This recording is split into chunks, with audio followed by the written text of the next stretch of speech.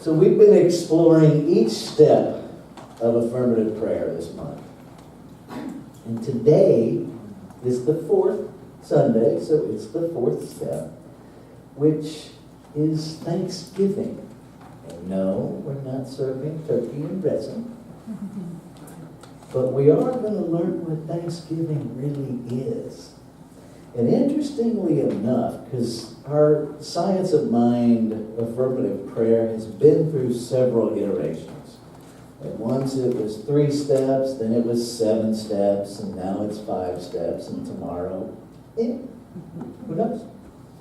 But initially, this step was acceptance rather than Thanksgiving. And I love consulting the gospel according to Google.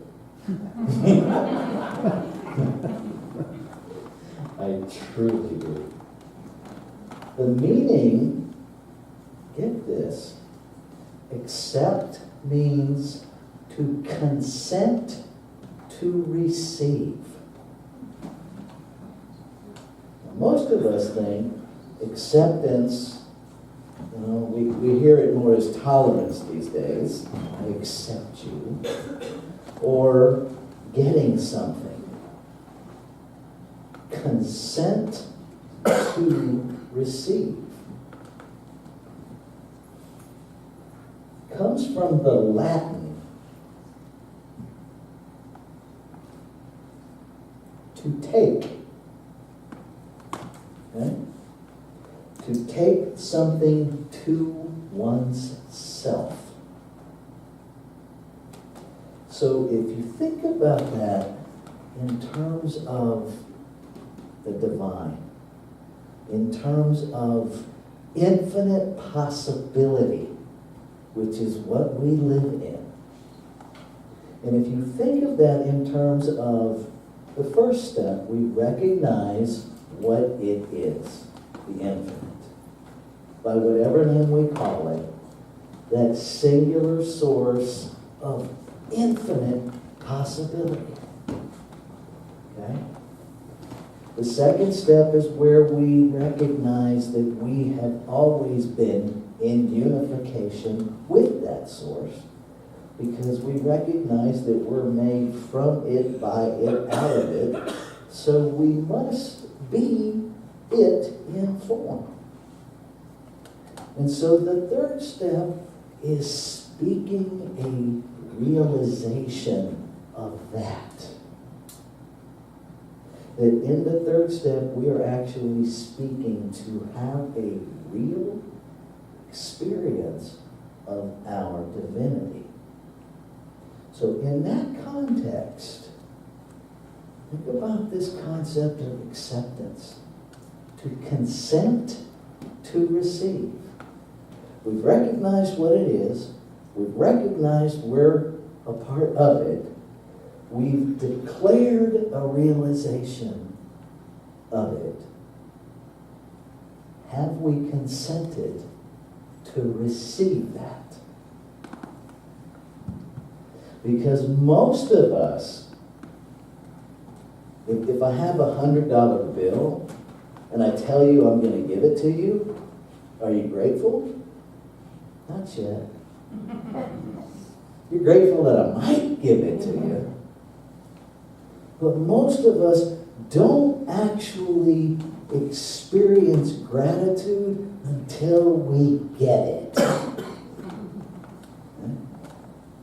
You see the problem? It's this idea of I'll believe it when I see it. No, you won't.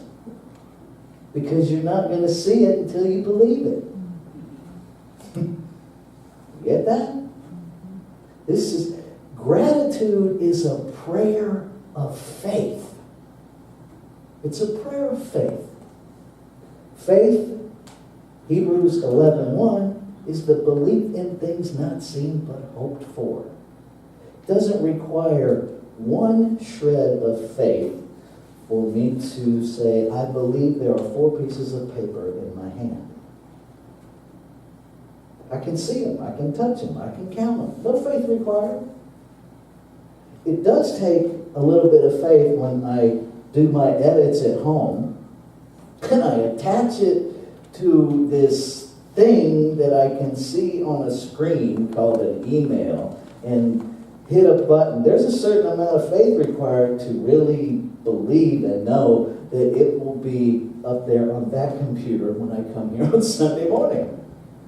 Because I can't see that. Even though I've done it numerous times. Anybody ever had something eaten by a cyber gremlin? you push send and it goes somewhere because it's in your sent folder, but it didn't land where you thought it was going. It takes a certain amount of faith.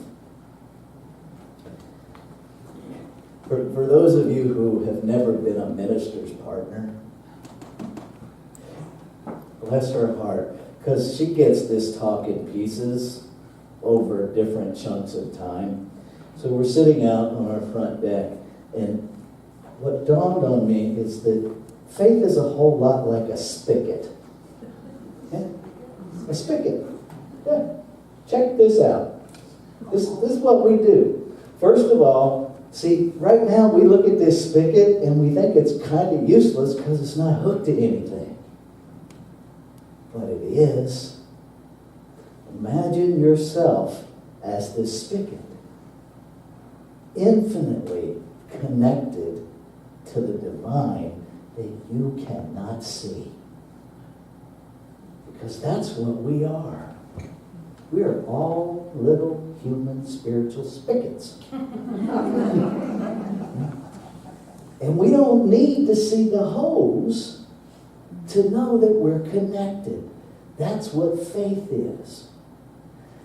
And this is like our little belief plunger. Right?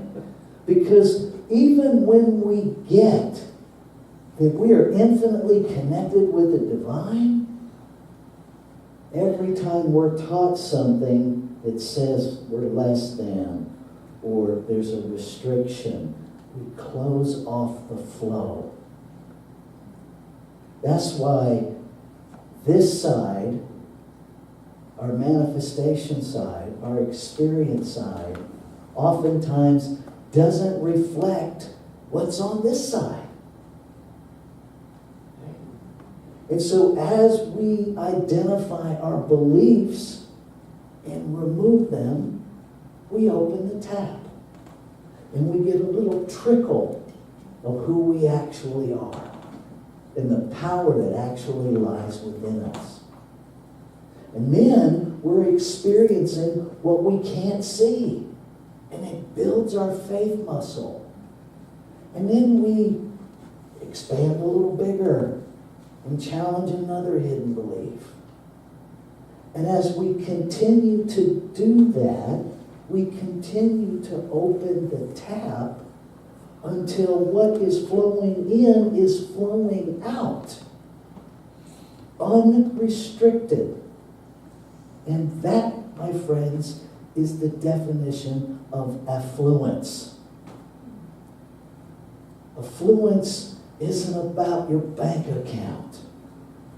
Affluence literally means unrestricted flow. And I invite you to consider, if you were living an unrestricted flow of divinity, would you really even think about your bank account? No, you wouldn't have to.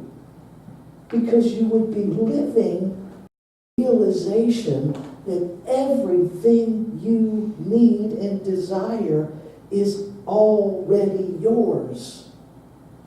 That you were born tapped into it. That you can't disconnect from it. That you don't have to see the hose to know that. In fact, if I see a hose, I have a limited flow. If somebody else is your hose, okay, it's not going to be me. Because I've been telling you since day one, if I'm the greatest authority you have, the situation is already way worse than you thought.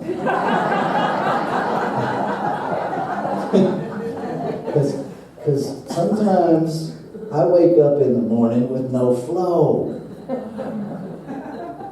And if that's the particular morning that you're counting on me to be brilliant, well, you have an equally restricted flow. We learn with one another. But there is not one individual on this planet that has more of the divine in them than you do. There is nobody more tapped into the infinite than you are. There are people who absolutely open their tap and leave it open. They leave it open.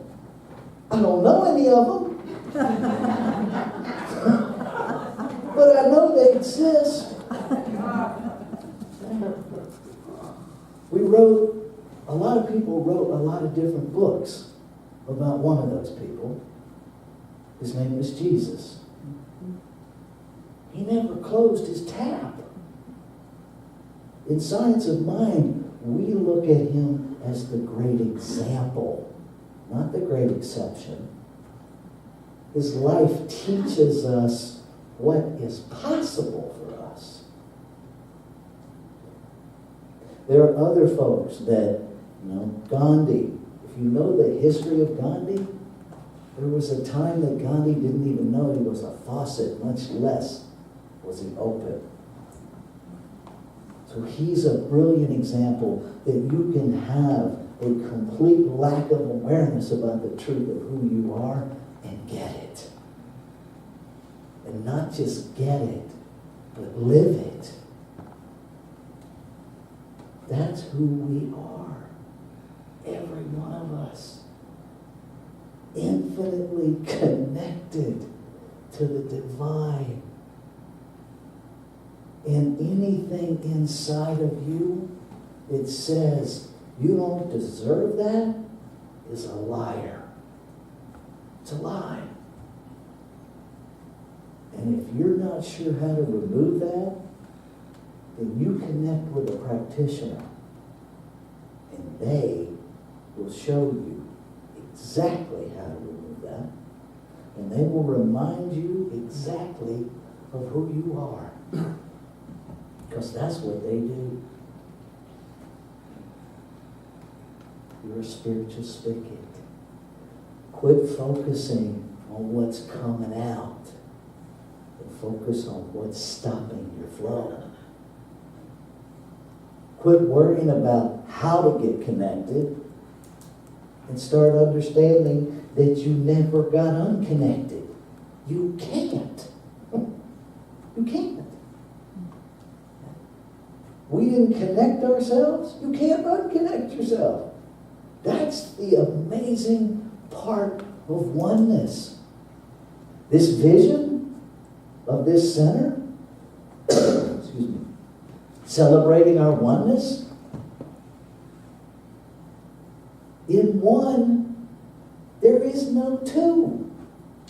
For any of us to actually separate would require two-ness. It doesn't exist. So no matter what you tell yourself about how separate you are, you hate to burst your bubble. Because if we're telling the truth, some of us are really invested in being separated. We are. If you ever see me do this when I'm talking to somebody, just know someday I'll do it talking to you. What this is telling is this is the triangle. The villain, victim, hero triangle. This is the evidence of our separation consciousness. And any time I make myself a victim, I have to have the other 2 points on the triangle. I have to. So I instantly find my villain. And usually that villain-victim thing happens so simultaneously, we actually think the villain came first. Nope. Because until I become a victim, there is no villain. And then we go about looking for a hero. Only we won't let anybody qualify. Notice that? Notice that? That's how we know we're invested in our triangle. Polish it. Take a little bell, ring it every once in a while. Get rid of it. Get off the triangle. Open up the tap. Because you cannot separate yourself from your source. You just cannot. So this morning,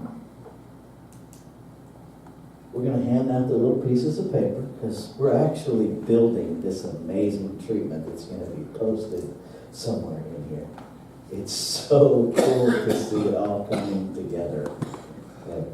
So the ushers are going to hand these out. And I actually need one to remember what I wrote on it. I am so grateful that Sierra Center for Spiritual Living is. And what I'm going to invite you to do is to know the unseen. To open the tap to see what you cannot see. To be grateful. To consent to receive the impress, the idea of the divine's expression of our center in its new home. To get out of location, to let go of what it looks like or where it's parked on planet Earth, and to allow the divine to inform you of how it's expressing. Whether that's the activity of it, whether that's the experience of it. And if it comes to you as the building itself, great. But don't take that in. Don't take your idea in. Let the idea come through you. Let yourself be informed of something that you can't see yet. So I invite you to go inward for just a minute.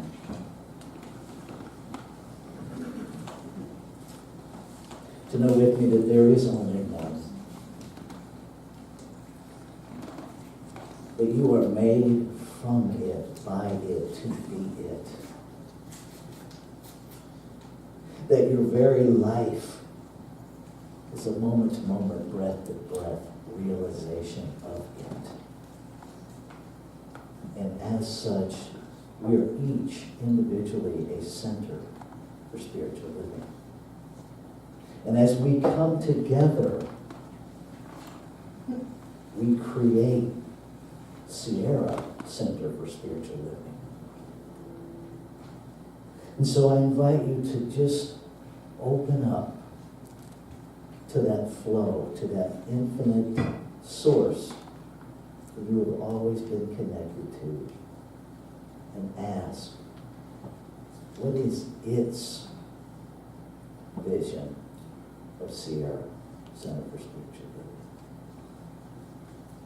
And I invite you to consent to receive that information.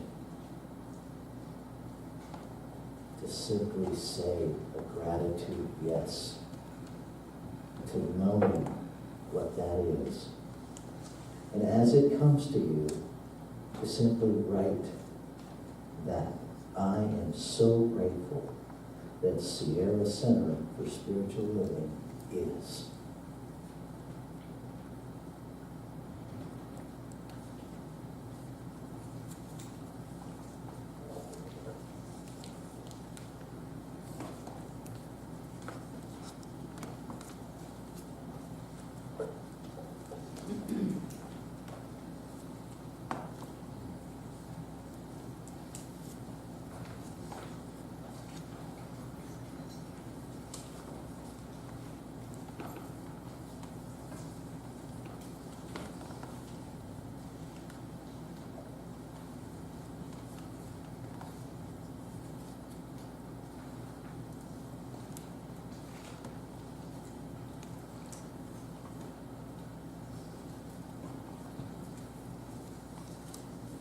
I want to leave you with this Ernest Holmes quote. Always come to a complete conclusion when you are giving a treatment. Always feel that it is done, complete and perfect, and give thanks for the answer as if it were already objectified. Gratitude is the practice of faith. When you believe it, you'll see it.